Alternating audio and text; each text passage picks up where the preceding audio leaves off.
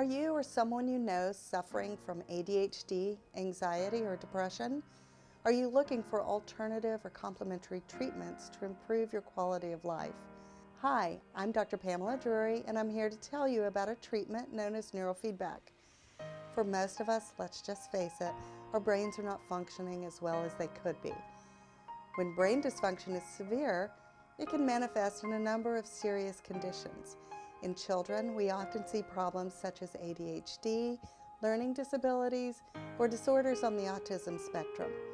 In people of all ages, we may see anxiety or depression. Or if someone has suffered a stroke or traumatic brain injury, their brain just can't function the way it used to. Even migraine headaches have been associated with dysfunctional brain activity. Neurofeedback is a technique that combines the latest science and technology to help you self-regulate and change your brain activity. With guidance from a trained neurotherapist, you can even learn to change those dysfunctional patterns that are associated with any of the clinical conditions I just mentioned. In fact, neurofeedback has been used successfully for many years to treat many different conditions, including ADHD, learning disabilities, autism, Asperger's syndrome, anxiety, depression, substance abuse, migraine headaches, chronic pain, and cognitive disorders associated with brain injury. Neurofeedback can even be beneficial to people with very healthy brains and who are quite successful. In fact, many elite athletes, performing artists, and business executives have used neurofeedback as a method for peak performance training. So how does neurofeedback work? The process consists of two phases, an assessment phase and a training phase. The assessment phase consists of a clinical interview in which a healthcare provider gets all your relevant information, a description of any problems you're having, and your goals for therapy. After this, the therapist obtains a quantitative EEG, also referred to as a QEEG or just a Q.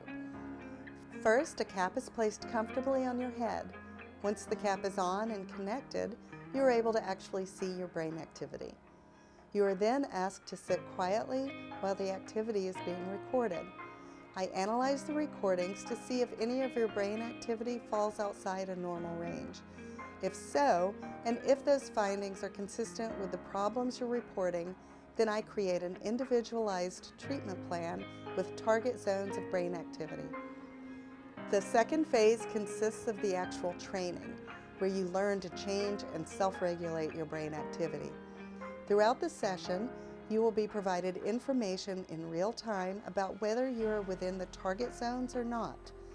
With just this feedback, you can eventually learn how to regulate your brain activity to keep it within the target zone.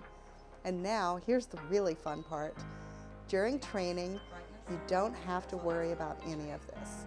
All you do is watch a movie on a TV screen or listen to music. As your brain activity drifts away from the target zone, the movie and sound will fade. And as your activity moves back into the target zone, the movie and sound come back. By practicing this process, you will be able to eventually work out how to stay in the target zone for longer and longer periods. And even better, when you're out in the real world and you need to be in that target zone, say to stay focused during class or to relax just before a big performance, your brain will now know exactly how to do that without you even thinking about it. Studies have even shown that these changes may remain years after completing the training. For example, this is a typical brain map of someone first coming in for neurotherapy. Areas that are green show activity that is within a normal range, but areas that are red show regions that have much more activity than a typical healthy brain. After neurofeedback training, we can see that all the excess activity has been reduced down to normal levels.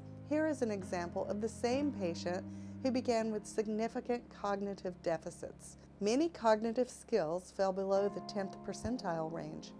After neurofeedback training, those same skills improved to within the normal range. Here is another example of a patient who started with scores falling in the range of clinical anxiety and depression, who after a course of neurofeedback had scores that were completely normal. Here is an example of someone with ADHD, with scores improving from impaired to normal over the course of neurofeedback.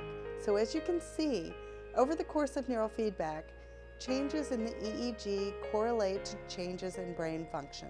For several decades, people have been getting great results with neurofeedback. There are hundreds of scientific studies and years of clinical outcomes in the field that support neurofeedback as a very effective treatment for many different conditions.